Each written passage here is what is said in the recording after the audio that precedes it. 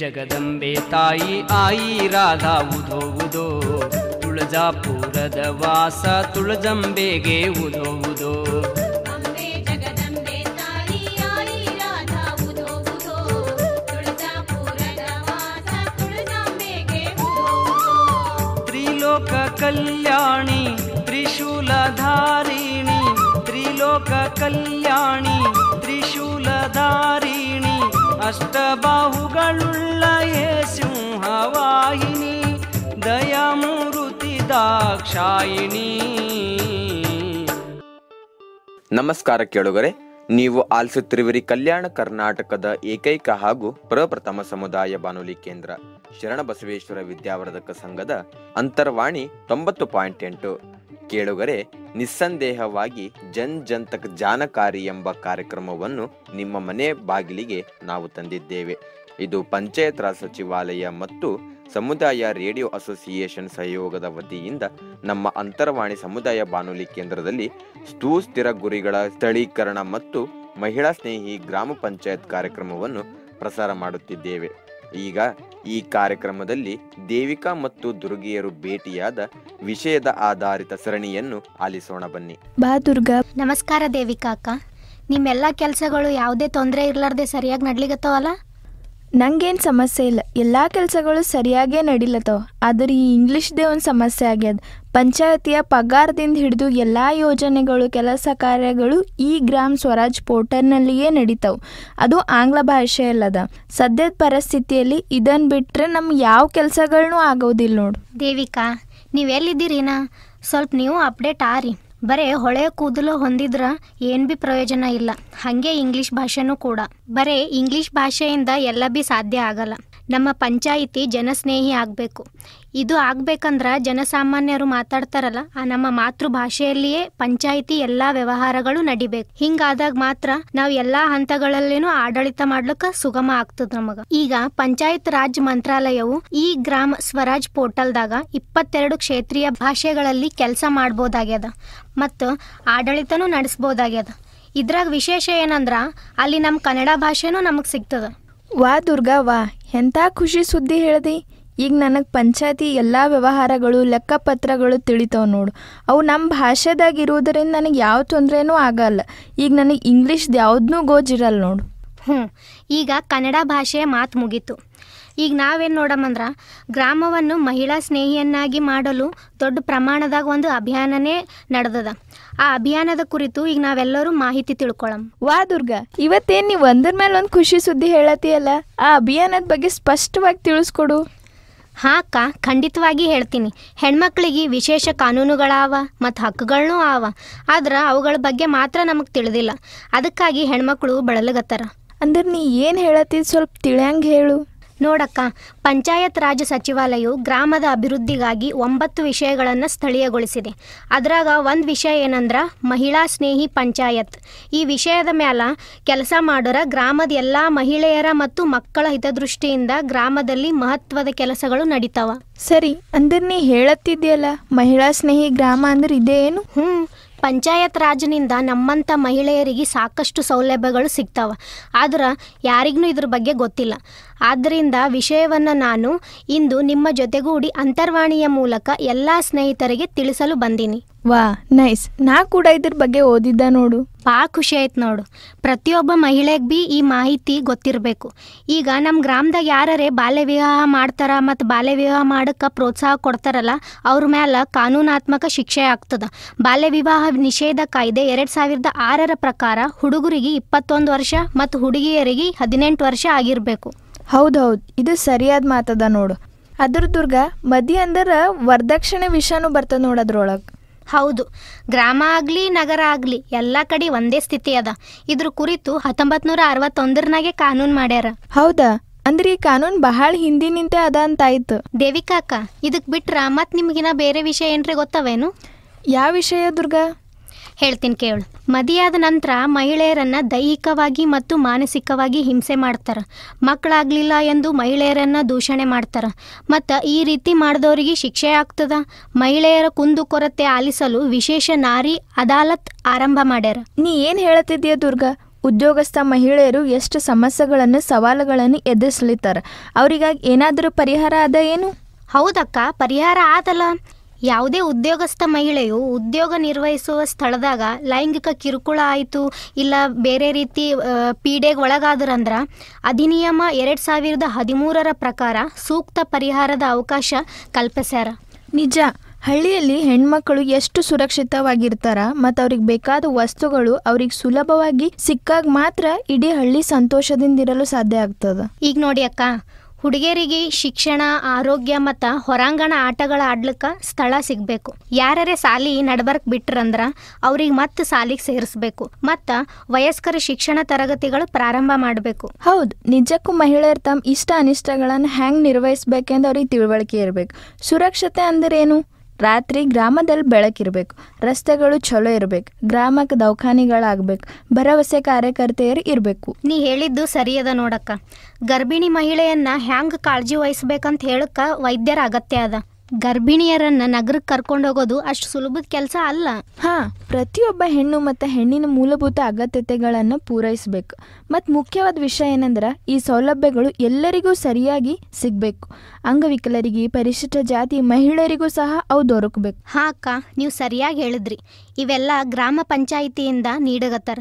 ಹಳ್ಳಿಗಳದಾಗ ಮಹಿಳಾ ಸಭೆ ನಡೆಸೋದು ಅಗತ್ಯ ಅದ. ಇದರೊಂದಿಗೆ ಪಂಚಾಯಿತಿ ಕಡೆಯಿಂದ ಮಹಿಳಾ ಮತ್ತು ಮಕ್ಕಳ ಅಭಿವೃದ್ಧಿ ಸಮಿತಿ ರಚನೆ ಮಾಡೋದೂ ಅವಶ್ಯ ಅದ.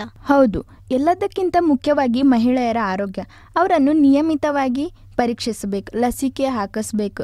ಗ್ರಾಮದಲ್ಲಿ ಯಾವುದೇ ಸಾಂಕ್ರಾಮಿಕ ರೋಗ, ಕಾಯಿಲೆ ಇದ್ದರೆ ಮಹಿಳೆಯರಿಗೆ ಸರಿಯಾದ ಚಿಕಿತ್ಸೆಯನ್ನು ನೀಡಬೇಕು. ವಾ ಅಕ್ಕ, ನೀ ಹೇಳಿದ ಖರೆ ಅದ ನೋಡು. ಹೆಣ್ಣಿನಿಂದಾನೇ ಎಲ್ಲ ಮನೆಗಳು ಸರಿಯಾಗಿ ನಡ್ಲಿಗತ್ತವ. ಆಕಿಗೆ ಏನ್ರೆ ಆರಾಮ್ ತಪ್ತು ಅಂದ್ರೆ ಮನೆ ಸ್ಥಿತಿನೇ ಹದಗೆಡ್ತದ. ಇದ್ರ ಬಗ್ಗೆ ಗ್ರಾಮ ಪಂಚಾಯತಿಯು ಭಾಳ ಹಿಂದೆ ವಿಚಾರ ಮಾಡ್ಯಾರ. ಹೌದು, ನಿನ್ನ ಮಾತು ಈಗ ತಿಳಿತು ನೋಡು. ಅದರ ಹುಡುಗ ಹುಡುಗಿಯರಿಗಾಗಿ ಪಂಚಾಯತ್ ರಾಜ್ ಯೋಜನೆಗಳು ಏನಾರ ಅವ ಏನು? ಹಾ ಹೇಳ್ತೀನಿ. ಆದ್ರೆ ಹೊರಗೆ ನೋಡು ಎಷ್ಟು ಚಂದ ಮಳೆ ಹೊಂಟದ. ನಾವಿಬ್ಬರು ಈಗ ಬಿಸಿ ಬಿಸಿ ಚಾ ಕುಡ್ಕೋತ ಒಂದು ಹಾಡ ಕೇಳಮ್. ನಮ್ಮಿಬ್ಬರ ಮನ್ಸಿಗೂ ಭಾಳ ಖುಷಿ ಆಗ್ತದ. ಸರಿ, ನಿನಗೆ ಯಾವ ಹಾಡ ಇಷ್ಟ ಆಗ್ತದ ಅದೇ ಹೇಳು.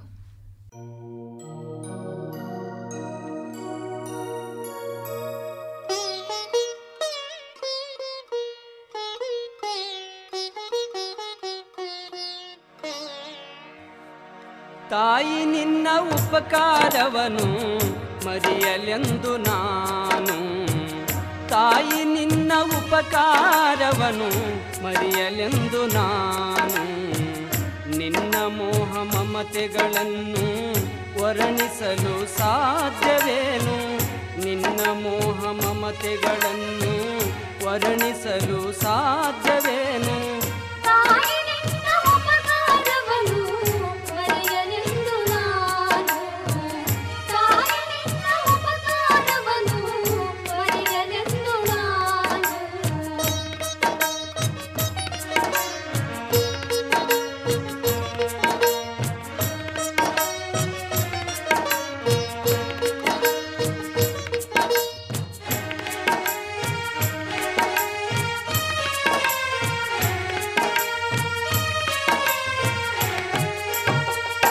ಒಂಬತ್ತು ತಿಂಗಳಲ್ಲಿ ಒಡಲ ಭಾರತಾಪದಲ್ಲಿ, 9 ತಿಂಗಳಲ್ಲಿ ಒಡಲ ಭಾರತಾಪದಲ್ಲಿ, ನೊಂದು ಬೆಂದು ಬಳಲುತ್ತ ನೀನು ಪಡೆದೆ ನನ್ನ ಜನ್ಮವನ್ನು, ನೊಂದು ಬೆಂದು ಬಳಲುತ್ತ ನೀನು ಪಡೆದೆ ನನ್ನ ಜನ್ಮವನ್ನು, ನಾನು ಹುಟ್ಟುವಾಗ ನಿನ್ನ ಕಷ್ಟವೆಷ್ಟು ತಾಯಮ್ಮ,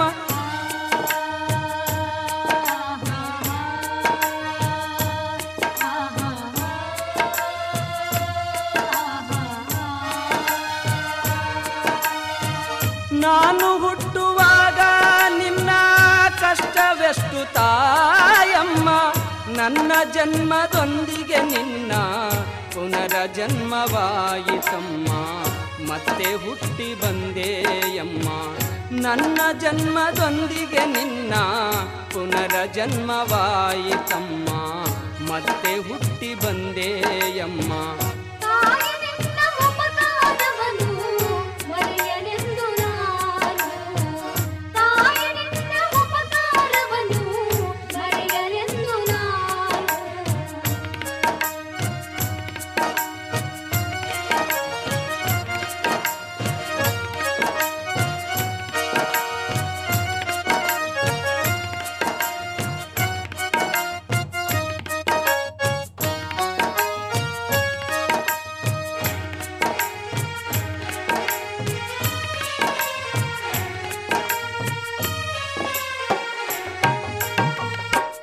ಆಹಾ, ಎಂಥ ಅದ್ಭುತ ಹಾಡು ಕೇಳಿಸಿರಿ ನನಗೆ.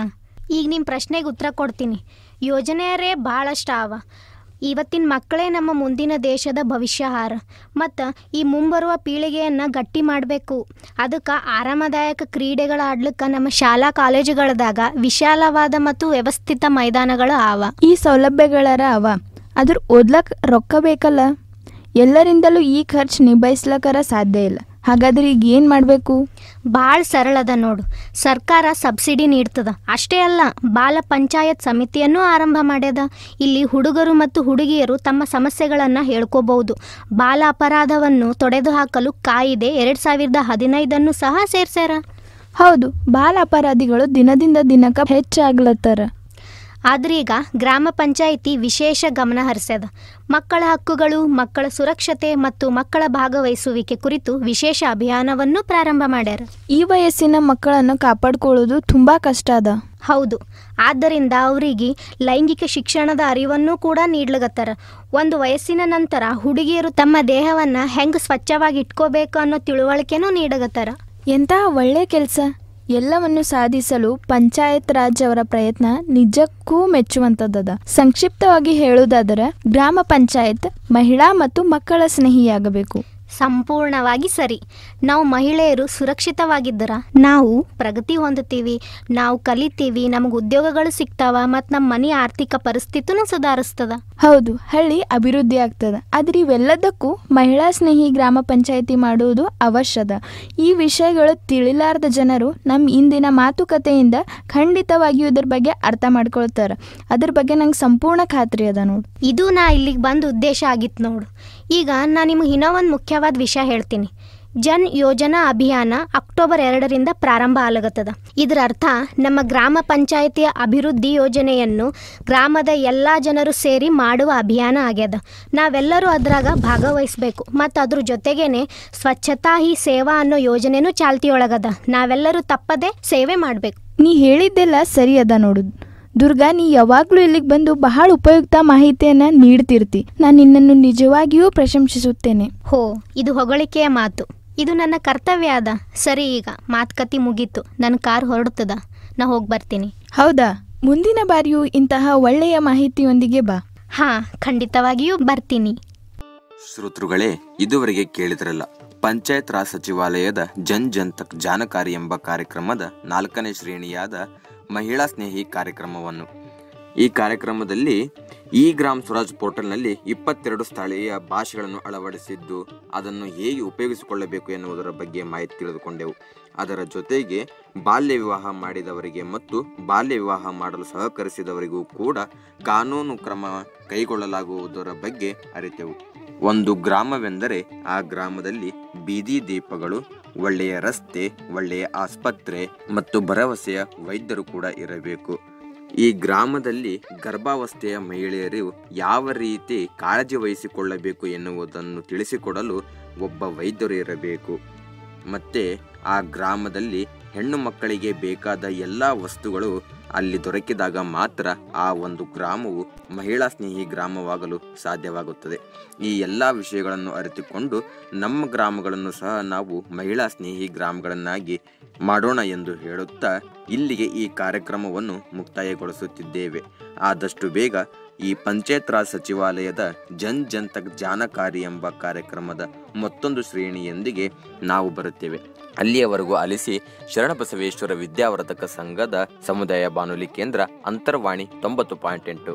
ಎಲ್ಲರಿಗೂ ಶರಣಾರ್ಥಿ.